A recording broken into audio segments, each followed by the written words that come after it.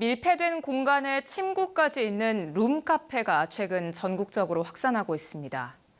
탈선과 범죄 장소로 악용될 우려가 있는 가운데 교복을 입은 청소년들을 출입시킨 곳들이 잇따라 적발됐습니다.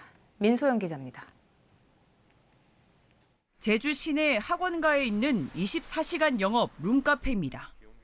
자치경찰이 현장을 가보니 복도에 밀폐된 방이 늘어서 있습니다. 방 내부에는 매트가 깔려 있고 간이 의자와 컴퓨터, TV 등이 설치돼 있습니다. 라면이나 과자 등 간식도 제공하고 청소년들은 시청할 수 없는 영화나 드라마도 제한 없이 볼 수 있습니다. 그런데 이용객은 성인이 아닙니다.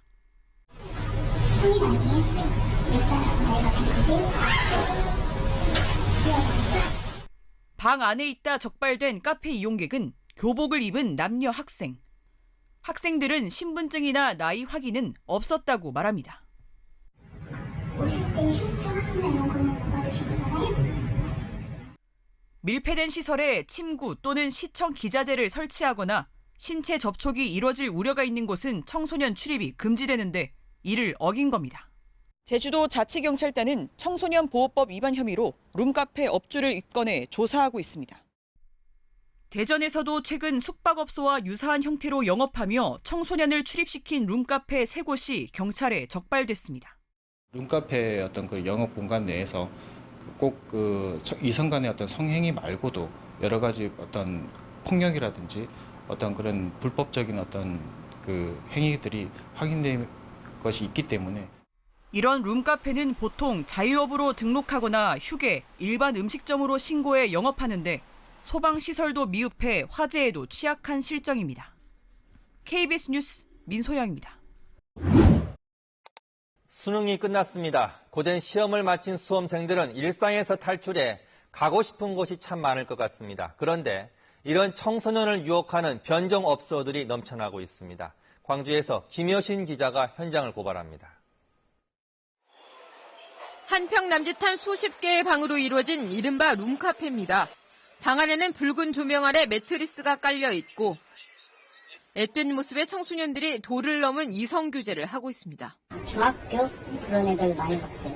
몇 번 이상한 소리도 들어보고 그래서 혹시나 하고서 보다 보니까는 이렇게 그런 장면도 있었고. 또 다른 룸카페. 남녀 고등학생이 담배를 피우고 종업원은 재떨이와 술을 나르느라 바쁩니다.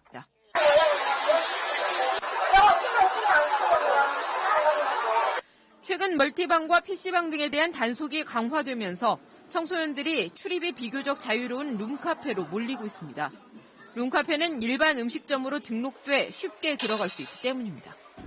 불과 200여 미터도 안 되는 이 거리에서 룸카페 10여 곳이 성업을 하고 있습니다. 게다가 룸카페는 청소년 유해업소로 지정돼 있지 않아서 대부분 새벽까지 영업합니다. 하지만 단속의 손길은 미치지 못해 전국적으로 은밀하게 퍼져나가고 있습니다. KBS 뉴스 김효신입니다.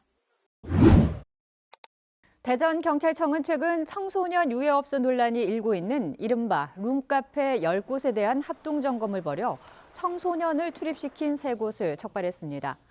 해당 업소들은 카페에 간판을 걸고 일반 음식점 등으로 문을 연 뒤 밀폐된 공간에 침대나 소파 등을 갖추고 사실상 숙박업소와 유사한 형태로 영업을 해온 것으로 알려졌습니다. 서울시가 청소년 유해업소인 신종 룸카페 등에 대해 내일부터 13일까지 경찰 등과 함께 현장 단속에 나섭니다. 서울시는 밀폐된 공간에 화장실이나 침대 등을 비치한 룸카페는 청소년 출입 고용 금지 업소 등을 알려야 하지만 지켜지지 않는 경우가 많아 이를 단속한다고 밝혔습니다. 단속반은 학교 주변과 청소년 유해업소 밀집 지역 내 룸카페 등을 돌며 청소년 출입 고용 금지 표지 비부착이나 유해 행위나 방조 행위 등을 집중적으로 살펴볼 예정입니다. 지금까지 생활뉴스였습니다.